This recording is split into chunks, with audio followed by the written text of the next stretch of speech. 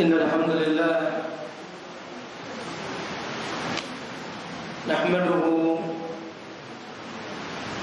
wa nasta'inuhu wa nastaghfiruh wa na'udzu billahi min shururi anfusina wa min sayyiati a'malina man yahdihillahu fala mudilla lahu ومن يضلل فلا هادي له أشهد أن لا إله إلا الله وحده لا شريك له وأشهد أن محمدا عبده ورسوله اللهم صل وسلم وبارك على نبينا محمد وعلى آله وصحابته ومن اهتدى بهداه إلى يوم الدين أما بعد يا أيها الذين آمنوا اتقوا الله حق تقاته ولا تموتن إلا وأنتم مسلمون فإن أصدق الحديث كتاب الله وخير الهدي هدي محمد صلى الله عليه وسلم وشر الأمور محدثاتها فإن كل محدثة بدعة وكل بدعة ضلالة وكل ضلالة في النار أو كما قال النبي صلى الله عليه وسلم. Ikhwati al-'aizah, para bapak-bapak dan ibu-ibu, puan dan akhwat yang insyaallah dicintai dan dimuliakan oleh Allah Subhanahu wa taala. Kita mengawali dengan sebuah doa yang disunahkan oleh Rasulullah SAW di saat ini. Allahumma shayban nafi'an, Allahumma shayban nafi'an. Dan kalau ada angin yang berhembus dengan kencang, maka kita pun berdoa kepada Allah, Allahumma inni as'aluka khaira hadha ar-rih wa khaira ma fiha wa khaira ma umirat bih wa na'udzu bika min syarri hadhihi ar-rih wa syarri ma fiha wa syarri ma umirat bih. Kita minta kepada Allah shayban nafi'an, hujan yang bermanfaat, dan kita mohon kepada Allah kebaikan angin ini dan kebaikan yang ada di dalamnya dan kebaikan perintah yang dengannya dia berhembus, dan kita berlindung kepada Allah dari keburukan angin ini dan keburukan apa yang ada di dalamnya dan keburukan perintah yang dengannya dia berhembus. Maka ma'asyarakat, alhamdulillah, di sore hari ini kita memuji dan bersyukur kepada Allah Subhanahu wa taala. Kalau hujan ini sangat darurat dibutuhkan oleh manusia dalam rangka menyinari atau menyirami bumi sehingga tidak tandus, maka Allah Subhanahu wa taala memutuskan memerintahkan Mikail, malaikat yang bertugas untuk menurunkan hujan dari langit atau dari arah langit untuk menghidupi bumi. Maka sebetulnya ada perkara lain yang lebih darurat yang juga diturunkan dari langit, dalam rangka menghidupkan dan membersihkan serta mensucikan hati-hati seorang hamba yang diturunkan oleh siapa? Jibril alaihissalam, yaitu wahyu yang datang dari Allah Subhanahu wa taala. Makanya dua orang malaikat yang dua-duanya bertugas menurunkan sesuatu yang menghidupkan di bumi. Ada dua malaikat yang tugasnya menurunkan sesuatu yang akan memberikan kehidupan di alam semesta. Yang pertama adalah malaikat Mikail yang kita saksikan sekarang, ditugas oleh Allah Subhanahu wa taala untuk menurunkan hujan sebagai sumber kehidupan. Ya, Allah Subhanahu wa taala dengan yang menghidupkan bumi ini dari tandusnya, dari kematiannya. Maka Allah pun menurunkan atau mengutus Jibril juga untuk menurunkan sesuatu yang menghidupkan, bahkan kehidupan ini lebih darurat daripada kehidupan ya bumi atau tumbuhan, yaitu untuk membersihkan, menyirami jiwa, membersihkan hati, dan diturunkan ke dalam jiwa-jiwa seorang hamba, yaitu wahyu Allah Subhanahu wa taala yang diturunkan oleh Jibril alaihissalam. Maka di saat ini ya kita berniat kepada Allah Subhanahu wa taala sebagaimana Allah menurunkan hujan untuk menghidupkan bumi. Semoga kita dimudahkan oleh Allah Taala untuk mendapatkan apa yang diturunkan oleh Jibril alaihissalam, yaitu al-ilmu nafi', dihujani ilmu yang manfaat. Maka kita berdoa, dan ini waktu yang mustajab, kepada Allah, Allahumma inni as'aluka ilman nafi'an wa rizqan thayyiban wa amalan mutaqabbal. Maka kita pun meminta kepada Allah ilmu yang manfaat. Masuk ikhwah rahimahullah. Tadi pagi kajian di mana? Di Pramita, mana itu? Daerah mana itu? Karawaci, ya. Dan sedikit di kajian itu ada muqaddimah dengan sesuatu yang insyaallah benar-benar manfaat untuk mengingatkan antum dan seputar keagungan dan kehebatan serta harus bagaimana kita mengisinya bulan yang insyaallah ya sejenak lagi yang kita akan masuk ke dalamnya insya Allah, kalau Allah masih memanjangkan umur kita. Yang dikenal dengan bulan apa? Bulan Dzulhijjah, bulan yang sangat agung. Saking agungnya Allah Subhanahu wa taala sampai bersumpah.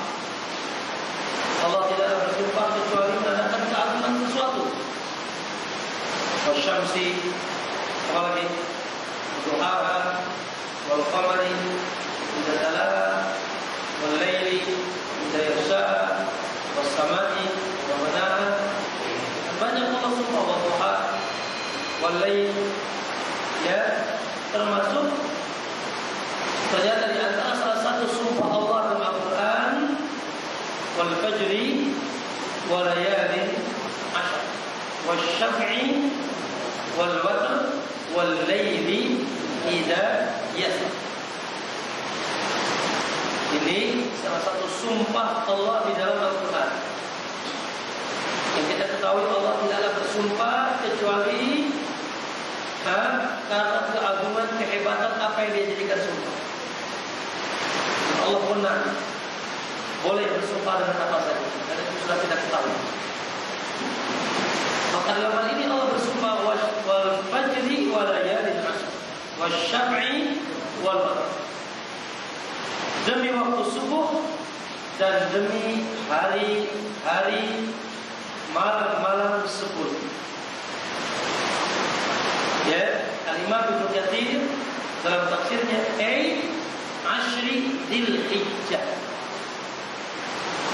Demi hari-hari malam-malam 10 Dzulhijjah.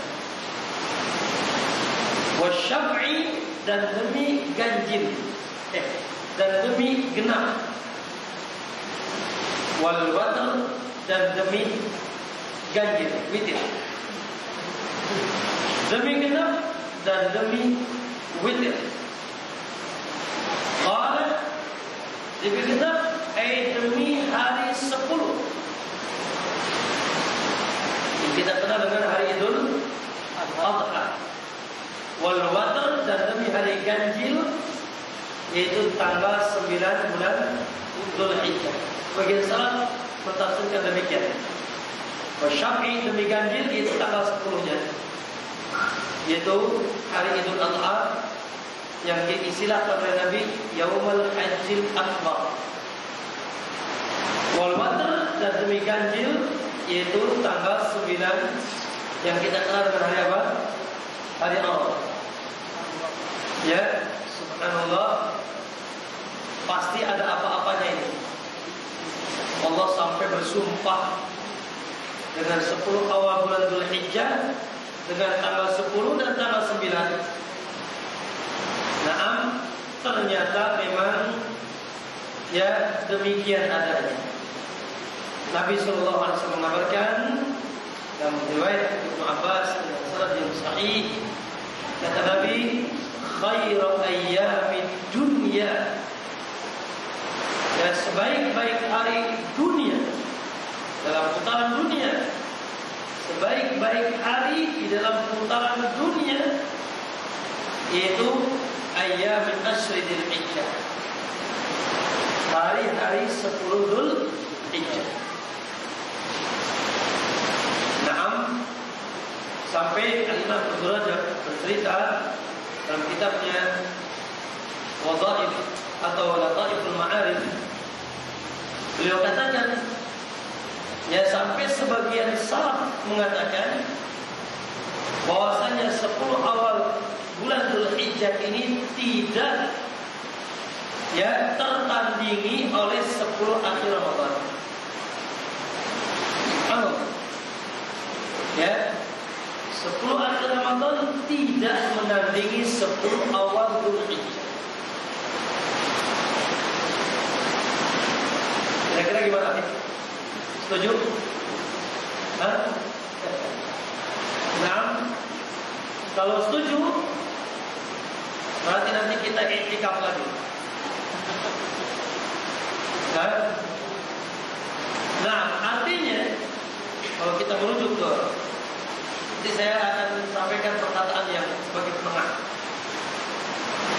Ya, artinya bahwasanya kalau kemarin sungguh-sungguh di akhir Ramadan, ya, maka di awal Dzulhijjah harus lebih sungguh-sungguh. Hari-hari yang dahsyat, ya, hari-hari yang luar biasa. Hanya saja, ya, sebagian atau banyak kaum muslimin yang tidak memahaminya dan tidak menghadiri keagungan hari-hari tersebut, sehingga biasa-biasa saja, karena nggak ada acara mudik. Ya, nggak ada acara mudik. Padahal, ya, kita menunggu satu hari raya yang tidak ada yang berselisih. Tidak ada yang berselisih. Kalau 10 hari terakhir menunggu Idul Fitri, kalau 10 awal Dzulhijjah menunggu hari raya, iya, tidak ada yang berselisih para ulama. Kalau ditanya mana yang lebih dahsyat, lebih agung, lebih hebat, Idul Fitri atau Idul Adha, semua menjawab Idul Adha, yang mengandung syiar yang gagah dan hebat. Idul Fitri syiarnya cuma mudik, benar tak? Tambah gemblong sama semut. Nah, adapun Idul Adha, Allahu Akbar. Di hari itu berkumpulnya kaum muslimin di Muzdalifah. Seluruh kaum muslimin berkumpul di Muzdalifah. Baik, yang sedang haji melempar jumrah Aqabah dan amalan haji yang paling banyak tanggal 10. Melempar jumrah setelah mabit baru di Muzdalifah, kumpul di Mina. Mereka kumpul di Mina, mereka melempar jumrah, kemudian apa? Cukur rambut, kemudian apa? Nyembelih, kemudian mereka pergi ke Mekah tawaf ifadah. Makanya hari yang paling lumayan letih ketika haji tanggal 10. Di hari itu juga syiar Islam mencucurkan darah. Di hari itu juga syiar Islam yaitu subhanallah, ada takbir yang masanya lebih panjang. Kalau Idul Fitri imam turun mimbar ini nggak boleh takbir lagi. Ya, Idul Fitri imam turun mimbar, antum nggak boleh takbir yang dikhususkan.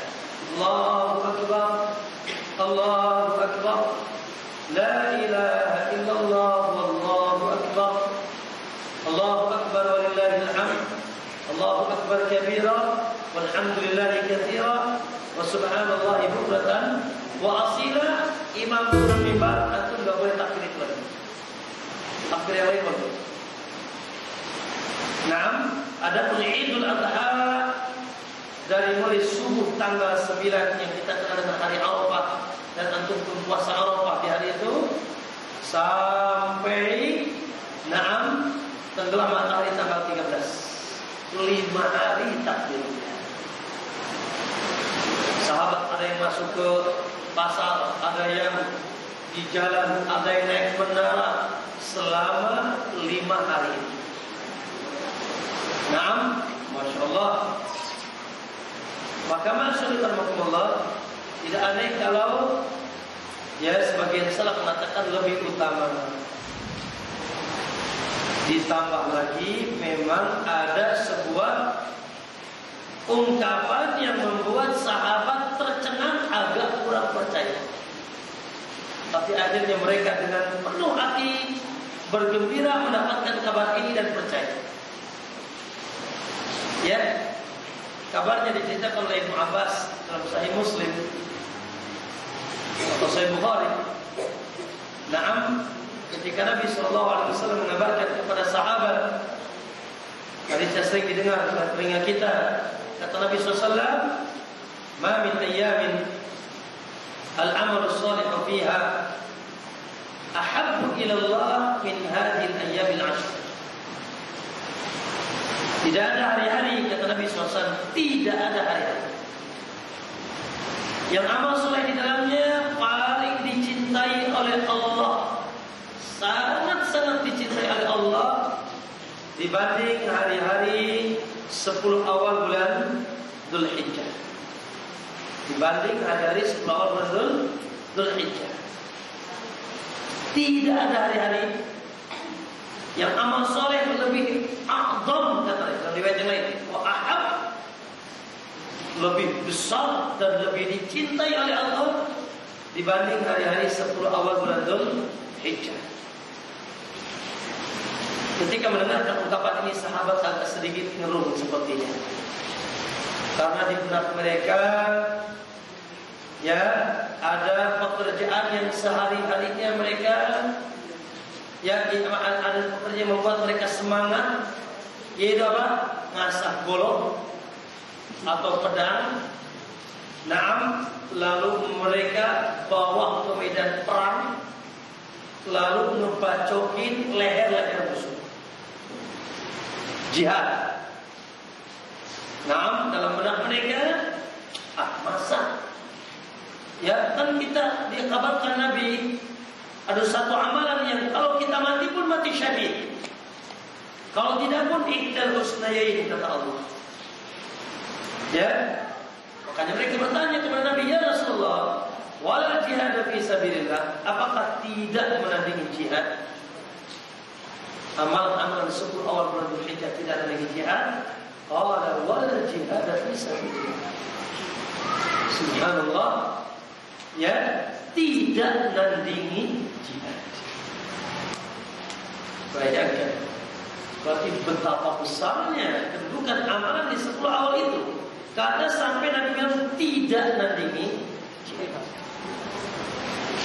Walaupun memang ada satu kelompok yang memang belum bisa ditandingi dalam jihad, kata Nabi, illa rajulun kharaja bi nafsihi wa malihi wa lam yati bi dzalika min syai', kecuali seseorang yang keluar dengan harta dan jiwanya, tidak kembali ya hartanya ya jiwanya, baru itu belum ada yang nandinginya. Tapi kalau jihad masuk kemudian perang, menebasi leher-leher musuh, atau potong tangan kita, atau potong kaki kita, masuk panah-panah ke tubuh kita, lalu kita balik masih hidup, apalagi dapat rampasan perang, tidak nandingi 10 awal bulan Dzulhijjah.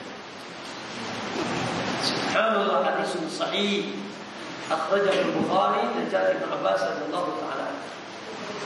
Luar biasa. Ya, makanya hadis salaf sebagian mereka mengatakan, ya, tidak nandingi 10 akhir Ramadan. Walaupun Allah Ta'ala alam, ya, ada perkataan yang mungkin ya lebih mudah untuk dipahami, karena pembahasan ini pembahasan di 10 akhir Ramadan juga hebat. Ya, makanya Syekhul Islam Ibnu Taimiyah mengatakan yang sahih, kalau siangnya iya, tidak nandingi 10 hari awal akhir Ramadan. Ya, kalau siangnya 10 awal bulan Dzulhijjah, apalagi di sana ada hari yang Allah turun bersama malaikat turun dan mustajab doa, yang kita kenal dengan hari Arafah, yang itu khairu ayyamid dunya, dan sebaik-baiknya hari di dunia.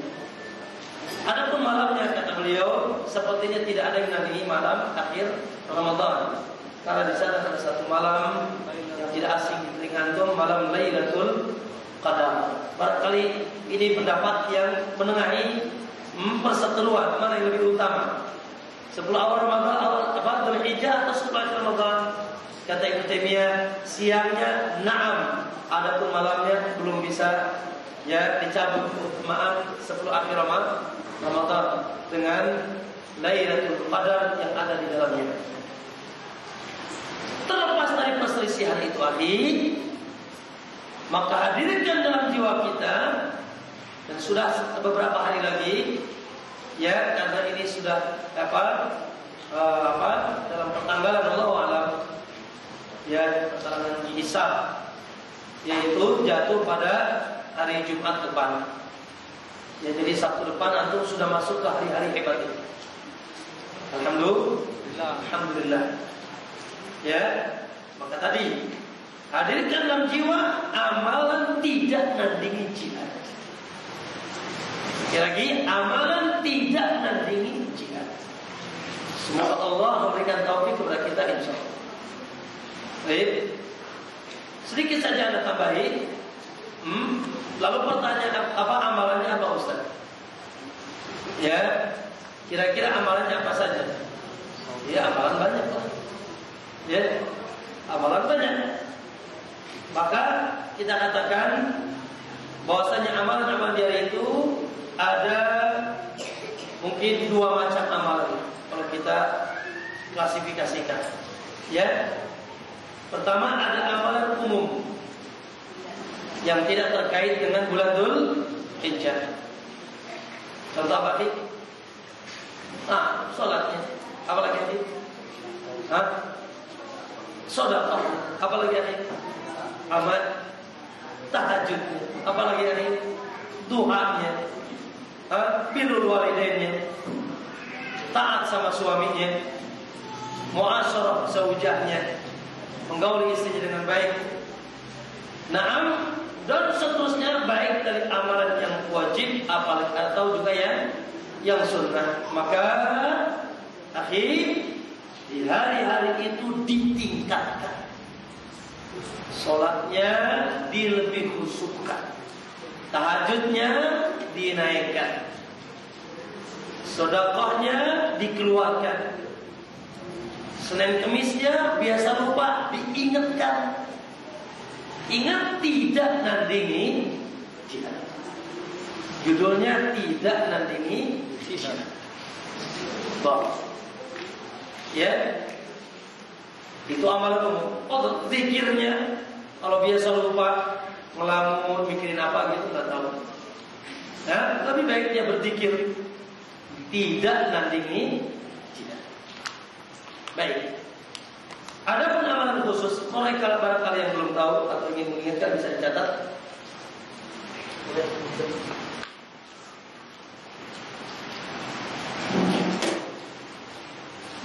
Ya. Ada pun amalan khusus. Naam. Yang pertama Anda khawatir terlupakan, yaitu amalan yang diharamkan. Amalan yang diharamkan yaitu di tanggal awal Dzulhijjah itu apa? Memotong kuku dan mencukur rambut. Ya, mencukur bulu badan dan motong kuku di tanggal 1 sampai menyembelih, tapi ini khusus bagi yang sudah azam kuat mau berkurban. Maka kata Nabi SAW dalam hadis Ummu Salamah dalam Sahih Muslim, kata Rasulullah, "Idza ra'aitum hilal Dzulhijjah," kalau kalian melihat hilal Dzulhijjah, wa arada ahadukum an yudhi, dan salah seorang di antara kalian mau berkurban, fala yamassanna, jangan sekali-kali menyentuh min basyaratihi wa adfarihi syai'a, jangan sekali-kali menyentuh bulu badan dan kukunya sedikit. Maksudnya jangan memotong. Baik.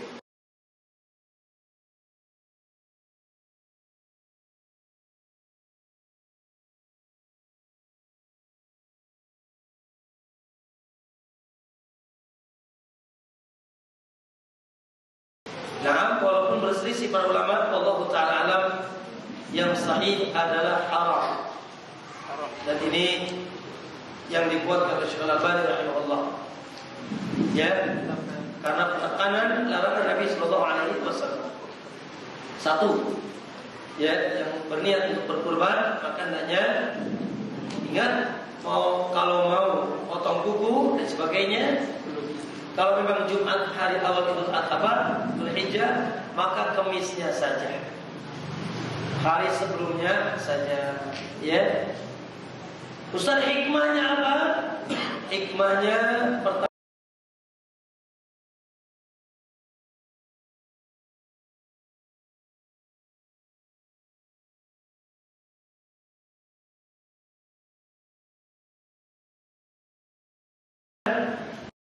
karena di hari-hari itu kita mengamalkan satu amalan yang juga dilakukan oleh jamaah haji yang sedang haji,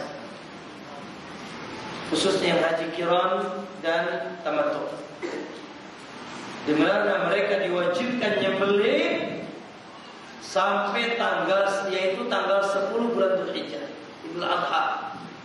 Dan selama belum menyembelih, mereka tidak boleh potong kuku, tidak boleh potong rambut. Hanya saja mereka banyak yang tidak bolehnya. Ya, tidak boleh pakai minyak wangi, tidak boleh pakai baju kayak kita, tidak boleh mendekati si nenggelis, ya, istrinya. Naam, selama sebelum mereka nyembelih, sampai mereka nyembelih tanggal 10. Maka kita akan melakukan amalan yang sedikit menyerupai jamaah haji, maka sebagian larangan yang ditimpakan kepada jamaah haji juga ditimpakan ke kita. Sebagian lagi mengatakan bahwa di antara hikmahnya, wallahu a'lam, ya, ini para ulama, walaupun kita katakan kita tidak beribadah di atas hikmah, kita beribadah di atas sami'na wa ata'na. Subuh berapa? 2 rakaat. Loh, kok isanya 4? Kan capek. Sami'na wa ata'na. Ketahuan hikmahnya atau tidak? Wallahu a'lam. Kata mereka sebagian mengatakan karena kurban ini salah satu ajang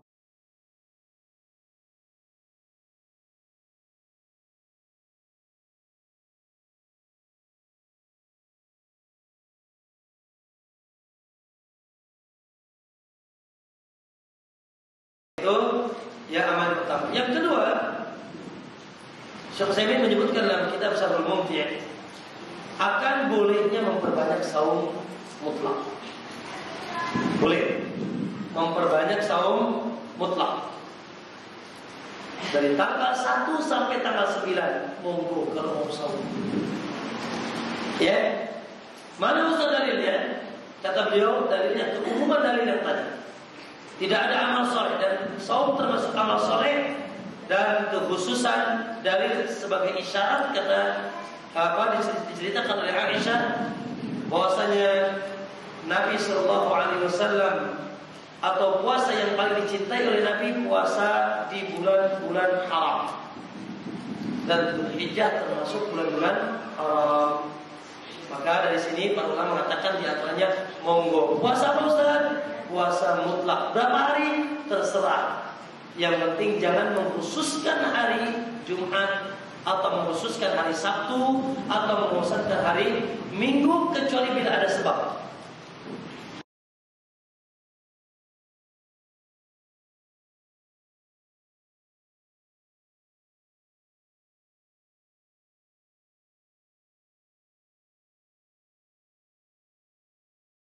Ya, yang sangat utama bahkan hari itu hari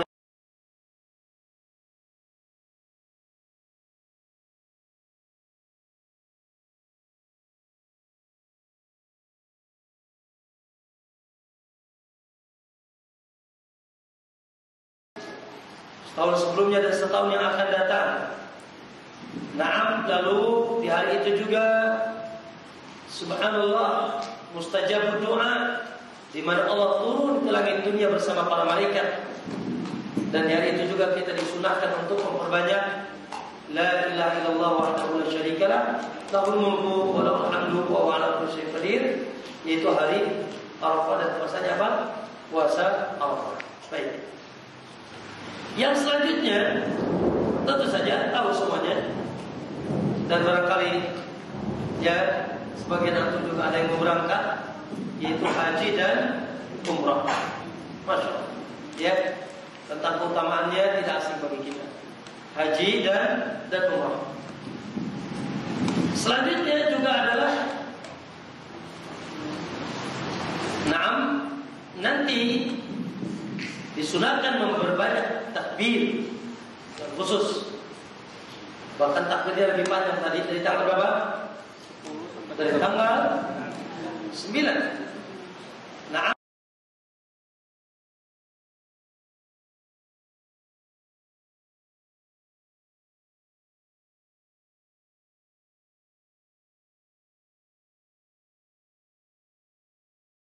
minna mulabbi wa minna mukabbir. Di antara kami ada yang bertalbiyah dan di antara ada yang bertakbir. Subhanallah, maka hidupkan sunnah ini. Minimal antum tahu, walaupun tidak bisa mengamalkan seperti sahabat. Kalau sudah sampai tanggal 9, mereka masuk ke pasar, mereka naik ke menara, mereka masuk ke perkumpulan manusia, bertakbir mengeraskan suara, mengingatkan masyarakat. Kalau kita tanggal 9 bertakbir, emang udah lebaran ya? Nah, padahal akhirnya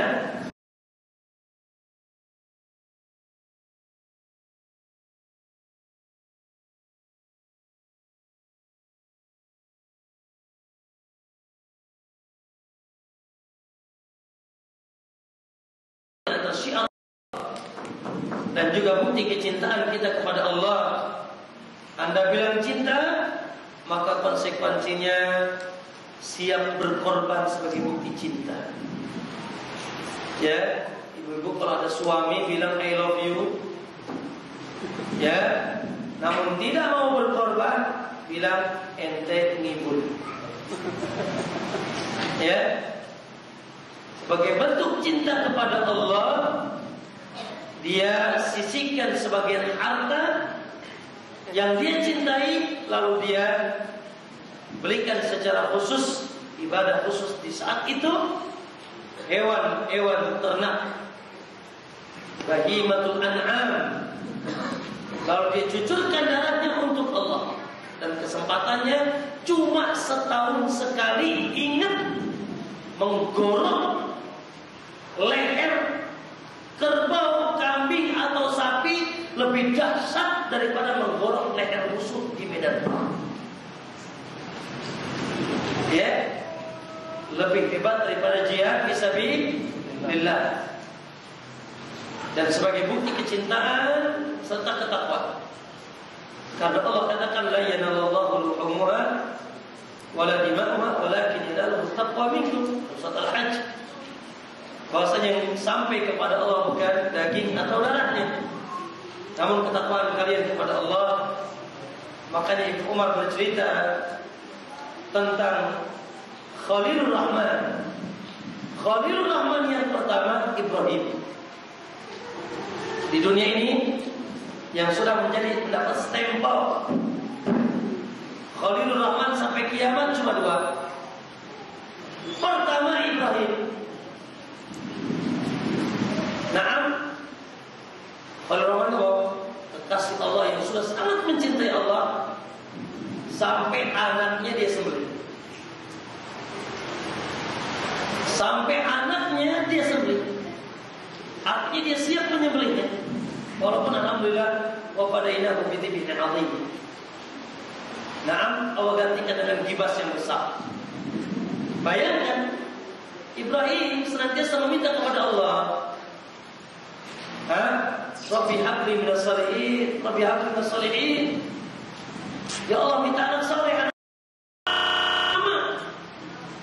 sampai nikah, akhirnya dengan istri yang kedua baru punya anak.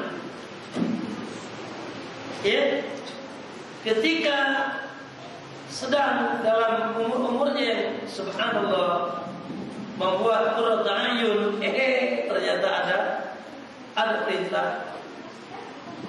Naam, ini ra'aitu fil manami an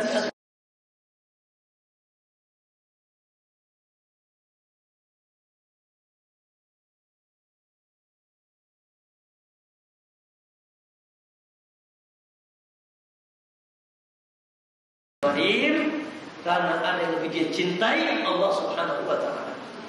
Maka apalagi anaknya soleh, ya abati al-batu marsatajibni insyaallah minas sabirin.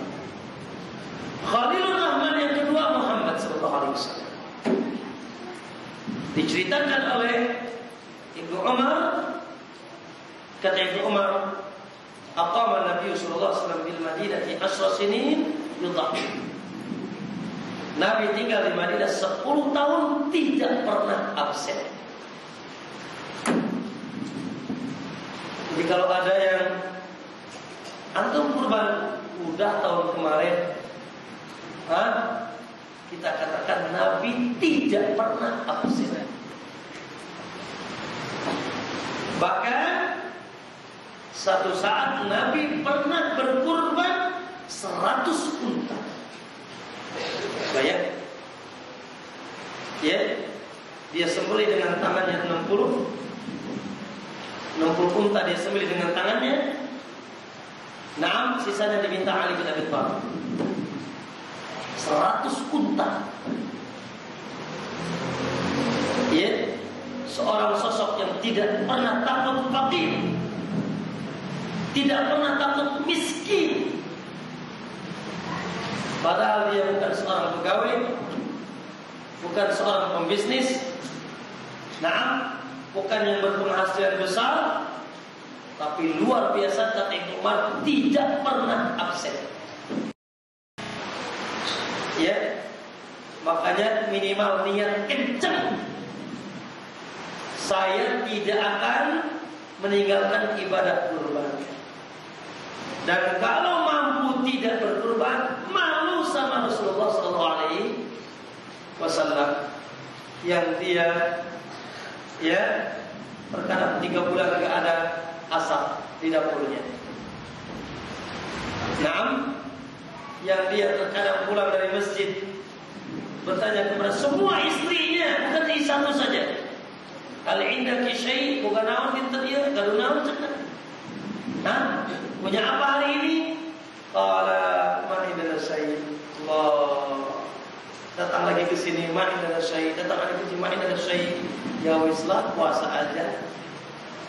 Akhirnya puasa Rasulullah karena hari itu tidak ada makanan. Maka ma'asyiral ya inilah amal-amal khusus yang tidak nandingi jihad. Ya, di jalan Allah Subhanahu wa taala. Allah taala alam. Ya, anak kasih waktu 5 menit. Barangkali ada yang bertanya seputar Dzulhijjah atau kurban dan sebagainya. Wa aliyatullah. Apa 5 menit? Ada yang bertanya?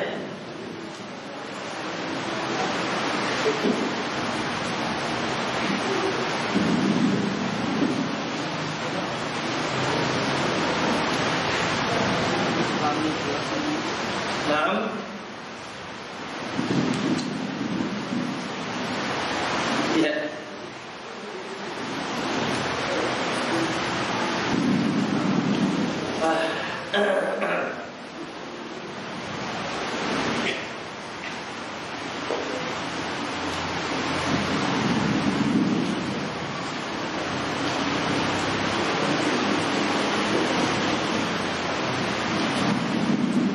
Kalau punya hutang belum dibayar dengan alasan masih untuk investasi, tapi punya harta yang bisa buat bayar hutang,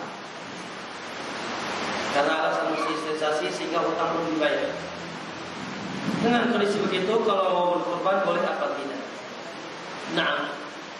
Berarti judulnya punya harta. Luar biasa. Dia simpan untuk mencari dunia yang hutangnya tidak dibayarkan. Namun dia juga ya, kalau tidak berkurban, ya maka luar biasa.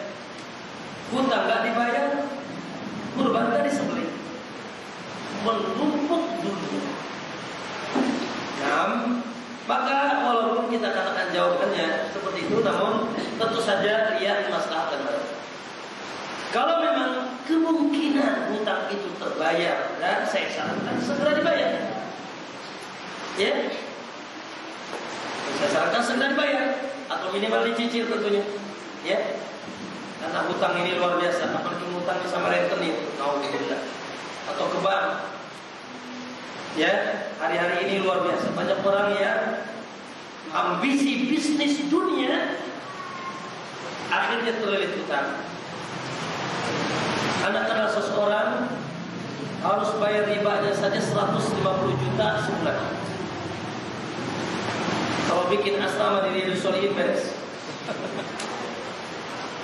Ya, hutangnya aja, ribanya saja 150 juta sebulan. Itu baru riba, dan umurnya sudah 70 tahun. La haula wala quwwata. La haula wala quwwata. Ambisi dunia. Ya, maka kita katakan kalau memungkinkan untuk dia berkurban, ya, dan dia prediksikan tidak akan membuat dia tidak akan terbawa tidak bisa bayar hutang, maka baiknya dia berkurban. Kalau misalnya uang kurbannya itu menyebabkan dia tidak bisa bayar hutang, maka dahulukan hutang. Dan sekali lagi saya sarankan hutang segera dibayar. Ya, karena tidak tahu kapan Allah memanggil kita. Usahakan hidup jangan punya hutang. Hari ini atau belum lama kemarin saya kedatangan orang tadi, ya, dia terlilit hutang. Semuanya ngutang, rumah ngutang, punya mobil ternyata ngutang juga. Akhirnya rumah disita, mobil disita, ngutang numpuk. Nah, dan dia bisnis A, bisnis B, bisnis C, semuanya oleh ngutang numpuk. Ya, maka jangan suka bermudah-mudah dengan hutang. Kalau bisa hidup jangan punya hutang. Ya, kalau bisa hidup jangan punya hutang. Akhi, wallahi kontrak lebih baik daripada beli rumah dapat hutang. Ya, naik bemo beca lebih baik daripada antum harus bermegah-megahan naik Alphard ternyata dapat hutang. Semua judulnya hutang. Makanya disebut Abu Dain. Apa Abu Dain? Bukan Abu Hurairah, Abu Dain. Bapaknya hutang. Allahu musta'an. Ya, maka hindari hutang dan jangan jadikan budaya. Makanya saya sering ditanya tentang arisan. Saya bilang arisan boleh, cuma baiknya jangan. Ya. Kenapa? Karena bikin antum berhutang. Katakan arisan dapat 100 juta, Masya Allah dikocok gembira antum dapat pertama. Harus bayar setelah itu. Dia punya hutang 100 juta. Nah, sekali lagi lebih baik bisnis ala kadarnya, ya, daripada antum numpuk hutang yang nggak jelas kapan bisa terbayar. Nah, Ustaz, anak boleh coba dengan cara berhutang? Aduh, baru dibahas. Ya akhi, la yukallifullahu nafsan illa wus'aha. Allah tidak membebani seseorang kecuali dengan kemampuannya. Naam, dan kurban tidak wajib ain yang sahih walaupun berselisih, itu sunnah muakkadah. Ya, maka jangan. Kecuali tanggal 10 bulan Dzulhijjah Anda gak punya duit, tapi diperkirakan tanggal 15 Anda dapat diperkirakan kuat 90%. Anda dapat uang kaget gitu, atau apalah gitu, uang pensiun lah apalah gitu. Ya, sementara Anda ingin berkurban, kalau nunggu tanggal 15, waduh, lewat kurbannya. Boleh nggak ngutang? Boleh. Dengan asumsi bentar lagi dapat uang, lalu dia akan bayar. Ini boleh. Tapi sama sekali nggak ada bahan untuk bapak bayar. Ya, maka jangan. Ya, jangan berhutang. Nah, ada yang bertanya? Baik. Kalau tidak ada, kita lanjutkan.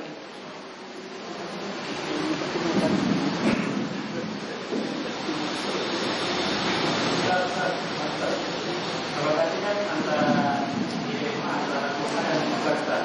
Dengan apa? Quran dengan Quran. Juga bukan. Kalau seandainya kita gambling kita berubah dengan harapan Allah memberikan penggantian juga. Tapi hutang. Kita punya rezeki, ya. Habis ini kita bisa hutang. Habis itu kita bayar hutang. Habis ini kita berubah. Nah, kita gambling kita Allah. Apa berubah? Allah memberikan pengganti nanti yang lebih baik. Perkataan bagus, tapi hendaknya jangan dilakukan. Kalau antum memang hutangnya sempit dan uangnya sempit, jangan dilakukan. Kenapa? Karena antum akan terjerumus kepada perilaku ibadah yang berharap dunia. Anda sekarang infak supaya nanti jadi kaya. Anda baca surat Yusuf supaya anak-anak ganteng. Anda baca surat Maryam supaya anak putri anak gelis. Anda baca surat Al-Waqi'ah supaya kaya. Anda surat Duha supaya kaya. Anda silaturahim supaya panjang umur. Enggak boleh. Walaupun Allah janjikan itu, tapi jangan dijadikan niat utama. Itu manut ngikut nggak diniatin juga. Kalau ente jujur sama Allah datang, maka harus lillahi ta'ala, jangan diembel-embeli nanti anak pengen dapat gantian. Coba kalau nggak diganti, waduh nanti tahun depan nggak kurban lagi. Mau tahun kemarin belum diganti. Ya, kalau kemarin belum diganti, anak nggak kurban lagi deh. Maka jangan. Kalau niatnya itu jangan. Nah, ya. Kita lanjutkan akhirullah kajian kita dari kitab Mubarak. Walaupun perjalanannya luar biasa, santai dan damai. Fikih, doa dan zikir. 6. Dan kita masih di mujallad di jilid pertama di pertengahan. Ya. Pembahasan sekarang sampai kepada iqtida'il asma'i was sifat. Na'am li athariha min al-ubudiyyati lillahi azza wa jalla. Artinya konsekuensi keimanan dengan nama-nama dan sifat Allah terhadap pengaruhnya di dalam penghambaan kita kepada Allah. Ya, sekali lagi, konsekuensi iqtida' al-asma' wa sifat, keimanan kita dengan nama-nama dan sifat Allah terhadap pengaruhnya di dalam penghambaan kita kepada Allah. Maksudnya, letternya, bahwasanya iman kepada asma dan sifat akan membawa dampak hebat kepada penghambaan antum kepada Allah. Semakin kuat, ya, semakin kuat imannya kepada al-asma wa sifat, Rahmanur Rahimul Malikul Qudusus Salamul Mu'min Al-Muhaiminul Azizul Jabbarul Mutakabbir Al-Khaliqul Bari'ul Musawwir Lahul Asmaul Husna, dan nama-nama yang lain dan sifat-sifat Allah, maka semakin akan menguatkan penghambaan kita kepada Allah. Makanya tidak asing kalau Nabi bilang walillahi tis'atan wa tis'ina isman. Allah memiliki 99 nama. Man ahsaha dakhala jannah. Siapa yang bisa menghitungnya, na'am, dijanjikan masuk surga. Baik, ihsa, ya, dijanjikan masuk surga. Berarti nggak main-main ini. Mengenal nama-nama Allah, juga sifatnya tentunya, karena setiap nama mengandung sifat. Ya, siapa Allah yang memiliki 99 nama yang kita ketahui, baik dari kitabullah maupun sunnatul Rasul SAW. Siapa yang menghitungnya, dakhala al-jannah, maka dia dijanjikan masuk surga. Ihsa al-asma wa sifat, menghitung nama dan sifat Allah. Ya, yang pertama mengetahuinya. Kita, makanya para ulama di sepanjang zaman, semua mereka, khususnya yang pada menulis kitab, mereka menulis kitab tentang tauhid, ya, mereka mengeluarkan nama-nama dan sifat Allah dan mereka tulis dalam kitab mereka. Syekh Utsaimin yang terakhir di belakang kitab Qaidul Muslim disebutkan. Ya, walaupun tidak ada hadis yang sahih ya tentang urutan sebagaimana yang di negeri ini, bagus antum lihat di mushaf cetakan Indonesia, di situ ada nama-nama Allah. Naam, bagus. Namun itu bukan, yaitu dari Rasulullah SAW. Itu ijtihad. Dan para ulama semuanya banyak yang berijtihad. Baik. Nah, ihsa yang kedua menghitungnya, mencarinya dalam Al-Quran. Antum juga fadhil.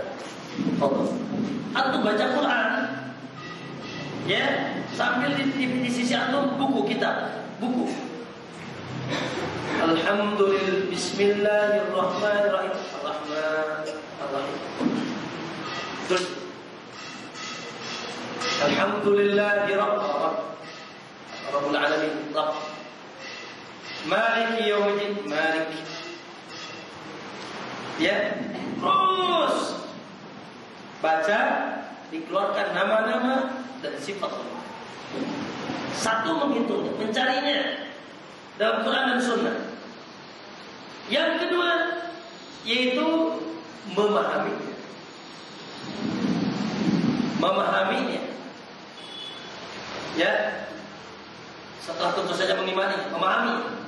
Razzaq, Al-Ghafur, Ar-Rahim, Al-Aziz, Al-Karim, As-Sittir, Dzul Jalali wal Ikram, Al-Qawi, Al-Matin, dan seterusnya. Makanya sangat bagus kalau ada kajian-kajian tentang asma wa sifat, antum datangi atau beli buku syarah asma wa sifat. Dan yang mutakhir bagus, beliau sudah diterjemahkan ke Indonesia. Ya, Syekh Abdul Razak hafizahullah, yaitu syarah al-asma wa sifat. Ya, syarah asma Allah Ta'ala, menjelaskan tentang nama-nama Allah supaya antum paham siapa Razzaq, apa Ghafur, apa Rahim, dan. Ya. Yang ketiga, inilah dalam hadis ini, dalam pembahasan kita yang ketiga, Ihsa'ul asma wa sifat, yaitu ya, setelah kita menghitung dan memahami, maka subhanallah, ya, kita mengamalkan konsekuensi di balik itu, di balik nama pengimanan terhadap nama-nama Allah, dan konsekuensinya sangat kekal. Maka dia kata Imam Ibnul Qayyim dalam fawaidnya, dia katakan seseorang tidak mungkin menjadi hamba Allah yang gagah dan hebat sampai dia betul-betul mengamalkan konsekuensi nama-nama Allah di dalam kehidupan dia. Ya.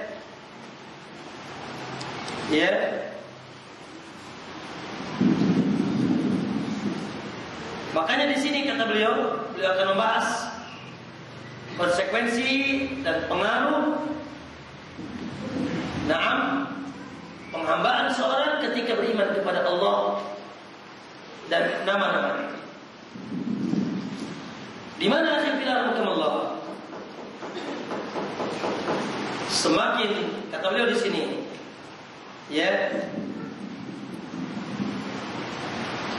anna ma'rifat asma'illahil husna, kata beliau, bahwasanya mengenal nama-nama Allah yang husna. Husna itu apa artinya? Balighatun fil husn, sangat baik. Iyalah, kalau kita mah terkadang nggak cocok. Ya Ahmad, sahih, namanya Soleh, paling ayam. Ya, namanya Aisyah, tapi naudzubillah. Ya, adapun Allah husna, mutabaqatul asma ma'as sifat, karena berkesesuaiannya nama dengan sifatnya. Ghafur, ya memang dia Ghafur. Rahim, dan dia memang Rahim. Aziz, dan memang dia Aziz. Qawi, jangan ditanya qawinya. Wah, mutakabbir, dan dia berhak jadi mutakabbir, gagah sombong. Ya, Allahu Akbar, Allahu Akbar min kulli syai'. Naam, maka kata beliau, ma'rifat asma'illahil husna wa sifatihil ula, mengenal nama-nama dan sifat Allah, muqtadiyatun li athariha min al-ubudiyyah, sangat berpengaruh, berkonsekuensi kepada pengaruh penghambaan, mempengaruhi kepada penghambaan. Seperti apa? Kalau wudu akan semakin tunduk kepada Allah. Wadul akan semakin menghinakan diri di hadapan Allah. Wal khusyuk dan akan semakin khusyuk kepada Allah. Wal inabah dan akan semakin kembali ke jalan Allah. Wal khusyuk semakin takut kepada Allah. Wal rabbah sama semakin takut. Wal mahabbah semakin cinta dengan Allah. Na'am wa tawakkul dan semakin tawakal kepada Allah. Wa ghairi dzalika dan yang lain-lainnya min anwa'il ibadat al-zahirah wal batinah dari bentuk-bentuk ibadah baik yang nampak maupun yang tersembunyi. Apa kata beliau? Semakin khusyuk, semakin menghinakan diri, semakin takut, semakin cinta, semakin tawakal kepada Allah ketika Anda mengenal nama-nama Allah. Ya. Lalu beliau di sini 1, 2, 3, 4, 5, 6, 7 memberikan beberapa contoh tentang bagaimana pengaruh nama dan sifat Allah hatta manusia. Contoh, ini manusia. Walillahil matsalul a'la. Kenapa antum gak mau deketin dia? Galak.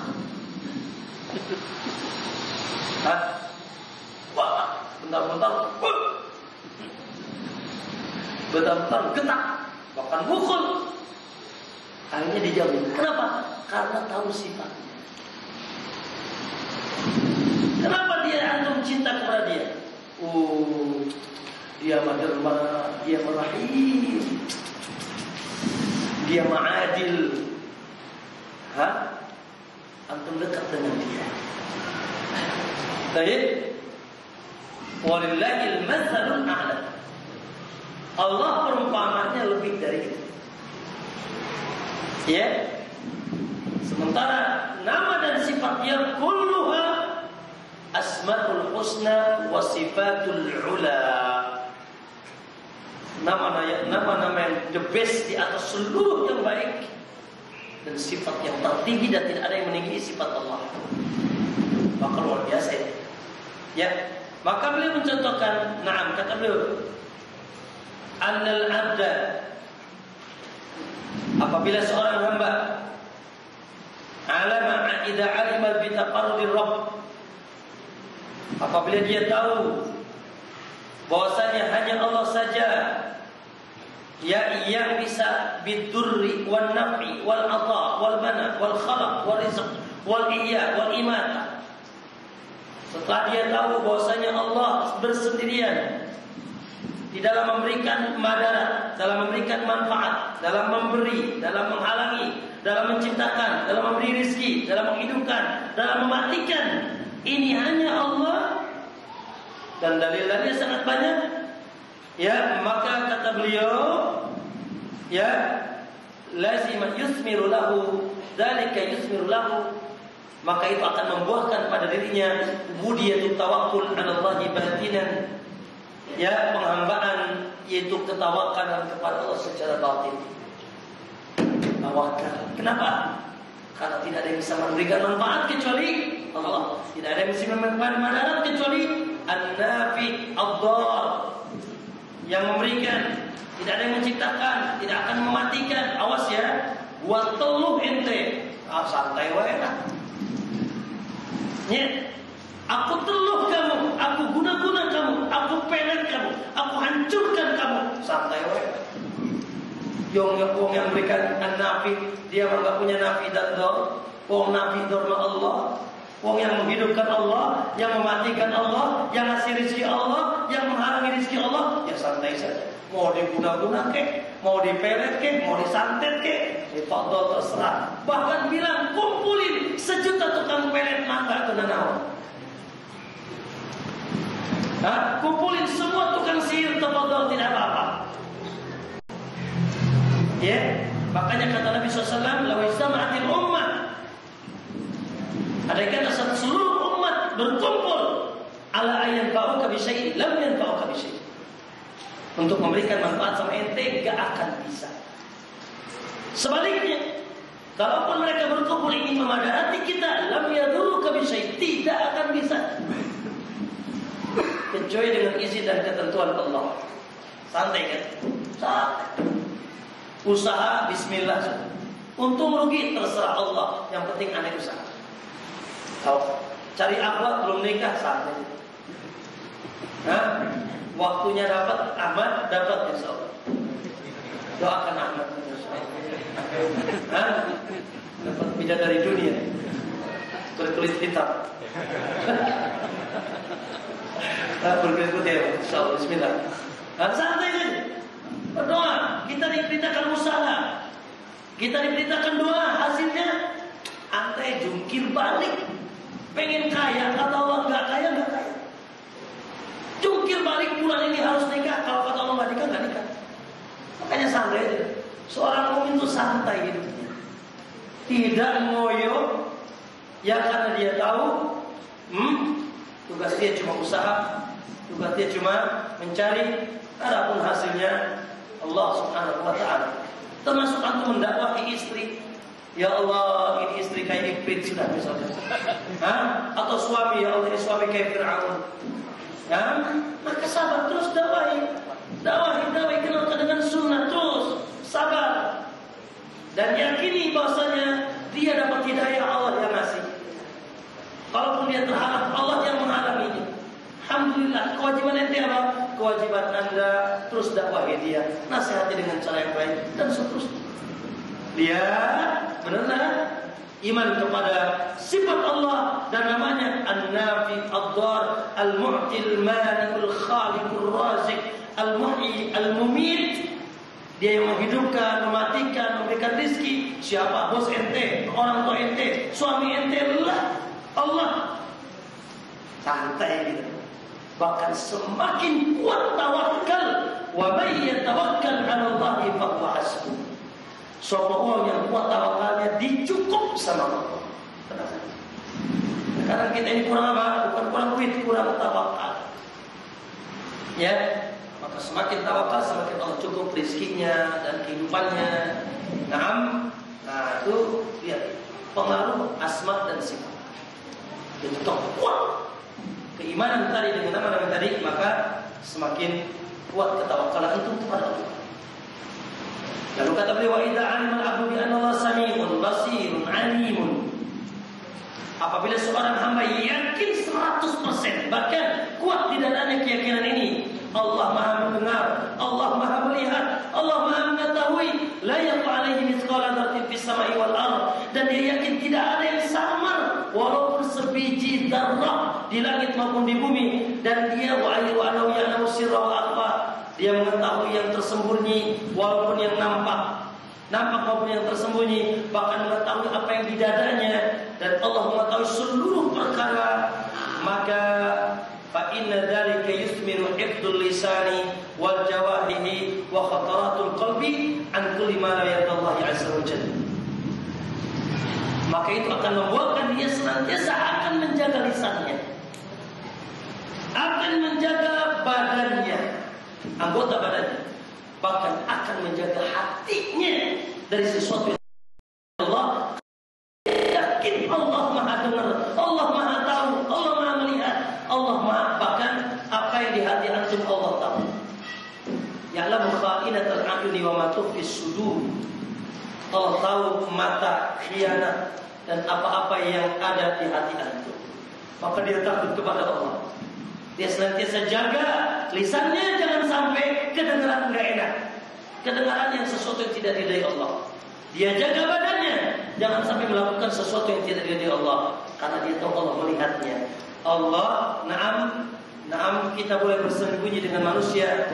Yastakhuna minan nas wala yastakhuna minallah. Ente bisa bersembunyi dari manusia, lari ke lubang yang sangat sempit, gelap. Allah. Makanya Luqman ketika mendidik anaknya, mendidik akidah ini, akidah muraqabatullah azza wa jalla. Ya bunay, innaha in takum mithqala habatin min khardalin. Bunay, anakku, wahai anakku yang kucintai, walaupun cuma sebiji dzarrah atau khardal, lebih lembut lagi, Fatakun fi sakhratin aw fi samawat aw fil ard. Lalu sebiji debu ini dilempar ke langit atau ke padang pasir atau ke bumi, ya'ti bi Allah akan tahu di mana itu. Kita kunci di kantong aja pusing, kadang-kadang mana kunci. Kadang-kadang kacamata lagi dipakai dicari. Allahu musta'an.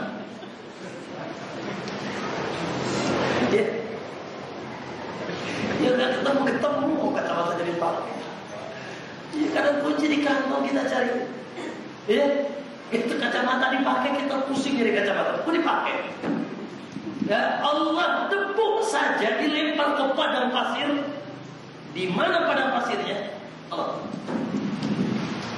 Ya, kapan ini akan sikap ini akan muncul kapan? Penghambaan yang luar biasa kapan? Ketika antum senantiasa menghadirkan Allahu Sami'un Basirun Alimun la yakhfa 'alaihi mithqala dzarratin fis samawati wal ardi. Allah Maha mendengar, Maha melihat, tidak ada yang sama di hadapan Allah. Allahumma hafidhna ya Allah. Ya Allah, semoga Allah menjaga kita. Kadang kita lupa dengan tempat ini, sehingga maksiat di tempat yang orang lain jangan pada yang melihatnya. Nauzubillah. Semoga Allah menjaga antum dan kita semua. Makanya Ibnu Rajab menyebutkan sebuah cerita. Ada seorang laki-laki dirayu sama wanita. Di tengah malam, laki-laki merayu seorang wanita tengah malam. Kegelapan malam. Lalu wanita ini abad menolak.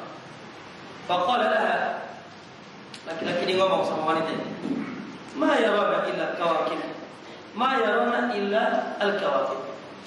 Tenang aja sih, enggak ada yang lihat kita kecuali bintang-bintang di atas. Enggak ada yang lihat kita kecuali bintang-bintang di atas. Qalat, maka dia berkata, fa aina mukawkibuha. Lalu yang menciptakan bintang gimana? Ya, lalu yang menciptakan bintang gimana? Akhirnya dia pun berhenti. Lihat di sini, ma'rifatullah, mengenal nama dan sifat Allah membuat dia terhalang dari maksiat. Mau maling ingat sama Allah, mau zina, mau korupsi, mau A, mau B, mau C, mau berkata dusta, mau gibah, Allah dengar, maka dia berhenti. Ya, maka dia berhenti. Baik. Selanjutnya, wa idza 'alima al-'abdu bi anna Allahu ghaniyyun karimun barrun rahimun wasi'ul ihsan. Apabila seorang hamba meyakini, mengetahui dengan 100% bahwasanya Allah Maha Kaya, Allah Maha Mulia, Allah Maha Rahim, Allah Maha luas kebaikannya. Dan dia yang bisa membukakan madarat dan dia bisa mendapatkan manfaat. Maka kata beliau, fa idza ulimal 'abdu dzalik, kalau hamba senantiasa meyakinkan itu dan menghadirkan itu dan mengimani nama-nama itu, Ghaniyun, Karimun, Barrun, Rahimun, dan seterusnya, Nafi'un qadar, maka akan berbuah quwwatul raja, kekuatan harapan kepada Allah. Senantiasa harapannya digantungkan kepada Allah dan dia kuat, apalagi dia jawad, sangat dermawan dan tidak bakhil. Tinggal diketuk saja pintunya, sering-sering diketuk pintunya, bahkan semakin diketuk pintunya semakin dia buka lebar-lebar. Dia maha jawad, maha derma. Terkadang kita ini curhat sama manusia, nggak pernah curhat sama Allah. Terkadang kita senantiasa mengetuk pintu manusia, tapi tidak pernah mengetuk pintu Allah. Terkadang kita ngoyot celamit sama manusia, tapi tidak pernah celamit sama Allah Subhanahu wa ta'ala. Allahu yaghdabu in taraka su'alahu wa bani Adam in tas'alahu yaghdabu. Allah akan marah kalau ente tidak minta sama dia. Adapun anak Adam kalau diminta terus marah. Maka roja ya akan muncul ketika Anda mengetahui Allah Ghani, Allah Karim, Jawad, Allah Razzaq, dan Allah Rahim, Rahman, dan seterusnya. Masya Allah, ya. Naam. Lalu, wa idza 'alima al-'abdu bi 'adlillah. Ketika seorang hamba tahu bahwasanya Allah memiliki sifat adil, wa intiqamihi wa ghadabihi, dan Allah memiliki apa? Dan kemurkaannya sangat dahsyat, azabnya sangat dahsyat, ya, iqabnya juga sangat dahsyat. Antum tahu bahwasanya dia syadidul iqab, bil batshi syadid, fa'alul lima yurid. Ya, dia syadidul iqab. Iqabnya, hukumannya sangat pedih. Batsy syadid, dia ancamannya sangat kuat, adabnya sangat kuat. Dan dia murkanya, kalau murka, na'udzubillah, kita begitu. Kalau marah, marahnya, na'udzubillah, kita begitu. Naam, dia sangat pedih azabnya, dia sangat kuat, dia sangat mampu mengatakan kita. Maka yusbiru lahu, akan berbuah al-khasyati wal khawf wal buhd wal hadar wal bu'di an masakhitir rabb. Maka dia akan berbuah padanya takut kepada Allah. Ya, naam, risih dengan azab Allah, takut dengan azab Allah, dan dia akhirnya lari menjauhi perkara-perkara yang tidak dicintai Allah. Karena dia tahu di antara nama dan sifat Allah syadidul iqab, dzul batsy syadid, naam, dan seterusnya, al-qawi, al-matin, al-adil, yang adil. Sekarang Anda bisa lepas dari hukuman mahkamah manusia. Korupsi bebas, maling bebas, berselisih dengan tanah bebas, ngambil tanah orang lain. Ente bisa menang dalam pengadilan manusia, tapi ente tidak akan bisa bersilat lidah di pengadilan Allah. Ya, na'am, alaihissallahu bi ahkamil hakimin. Bukankah Allah hakim yang paling adil? Tidak bisa ente datangkan saksi atau lawyer, sejuta lawyer untuk membela ente, tidak akan bisa. Allah Maha Adil, Allah Maha, yaitu naam, tidak pernah berbuat zalim. Kita bisa sekarang keluar dari mahkamah konstitusi atau mahkamah manusia, naam, tapi kita tidak mungkin keluar dari mahkamah Allah Subhanahu wa taala. Takutlah. Bisa bersembunyi sekarang ketika berbuat zalim, tapi satu saat ada pengadilan, yaumuddin, yaumul hisab. Naam, Allah, dan Anda harus berdiri mau tidak mau person di hadapan Allah, dan tidak ada terjemahan. Nah, ya, itu ketika Anda mengetahui Allah memiliki nama dan sifat, bahwasanya Allah syadidul iqab, dzul syadid, Allah qawi, Allah matin, Allah, ya, dan seterusnya. Wa idza 'alima al-'abdu bi jalalillah, dan apabila seorang hamba mengetahui gagahnya Allah, jalali wal ikram, wa 'azamati, dan agungnya Allah, wa uluwi, dan tingginya Allah, maha tinggi di atas makhluknya, baik secara zatnya maupun sifatnya. Zatnya di atas arsy, sifatnya tidak ada yang mengungguli. Kalau antum sudah yakin itu Allah agung, Allah gagah, Allah maha tinggi, maka akan muncul sifat tawadhu, khudu', tidak sombong,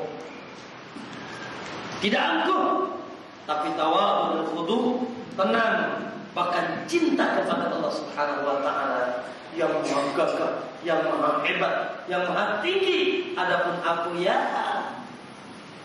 tidak memiliki apa-apa di hadapan Allah, maka muncullah sifat tawadhu'nya. Ya, muncullah sifatnya itu rendah hatinya, tidak angkuhnya.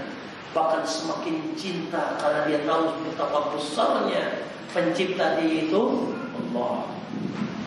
Nama dan sifat berbuah, buah yang sangat indah. Wa idza 'alima al-'abdu, apabila seorang hamba mengetahui bikamalillah, bahwasanya Allah Maha sempurna, wa jamalihi, dan Maha bagus, Maha indah. Allah Maha sempurna, Maha indah. Lihat langit, lihat matahari, lihat bulan, lihat sunset, lihat gunung, begitu indah. Bagaimana penciptanya? Subhanallah. Bagaimana penciptanya? Ciptaannya begitu indah, luar biasa. Bagaimana penciptanya? Maka na'am, itu akan membuahkan kepada kita aujabalahu hadhihi mahabbah khassah wa syauqi 'aziman ila liqa'i. Maka akan membuahkan apa? Kecintaan yang khusus, bahkan rindu ingin ketemu Allah. Dan yang maha indah. Kalau antum pengen ya ke Carita gitu, pengen lihat keindahan Pantai Carita, atau puncak, keindahan puncak, atau Taman Safari, keindahan Taman Safari, taman bunga, keindahan taman bunga. Inginkan, rindu udah lama gak ke sana. Tidakkah Anda rindu dengan penciptanya? Tidakkah Anda ingin bertemu dengan penciptanya? Tidakkah Anda ingin senantiasa berharap melihat wajah penciptanya, Allah Subhanahu wa ta'ala? Semakin membuahkan kecintaan dan kerinduan ingin bertemu Allah. Asma wa sifat luar biasa. Ya, dan seterusnya, akhi, kalau kita bahas satu persatu, bahkan setiap nama Allah akan membuahkan konsekuensi indah dalam jiwa Anda. Setiap sifat Allah akan membuahkan konsekuensi gagah dalam penghambaan Anda kepada Allah. Makanya kata Ibnu Qayyim, seseorang akan mencapai derajat ubudiyah yang tinggi ketika dia tahu nama-nama dan sifat Allah. Ya, nah di sini beliau mendatangkan satu perkataan Imam Abu Umar. Ya, nah mengatakan, wa min tamamil ma'rifati asma'illahi ta'ala, di antara kesempurnaan mengenal nama Allah dan sifatnya, allati yastahiqu biyada'i wal hafiz, yang akan diraih oleh yang berdoa atau menjaganya. Naam, yaitu bahwasanya dia akan mendapatkan apa yang dia dapatkan dari mengetahuinya, dan apa yang tersimpan dari nama-nama dan sifat tersebut itu dari faidah-faidah.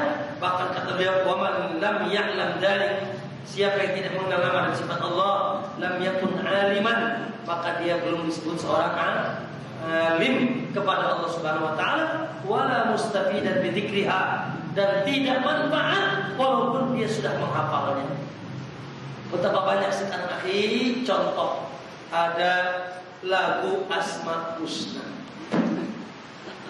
pakai rebana segala, ya, naam, pakai gitar segala, ya, naam, bahkan dilakukan, dilantunkan, gak manfaat kalau dia tidak memahami dan menghadirkan konsekuensinya dalam kehidupan. Allah Ta'ala. Itu saja mungkin bisa saya sampaikan. Ada waktu 5 menit saja karena anak dari sini harus kasih, ya. Barangkali ada yang bertanya. Sebelum anda tutup, akhir berkaitan dengan kurban, ya, tafadhol, dan diharapkan memang, kalau ada sebagian kelebihan kurban antum bisa dimanfaatkan untuk disebarkan di daerah-daerah, termasuk di Pandeglang. Dan alhamdulillah ini ajang yang sangat bagus untuk berdakwah ke masyarakat.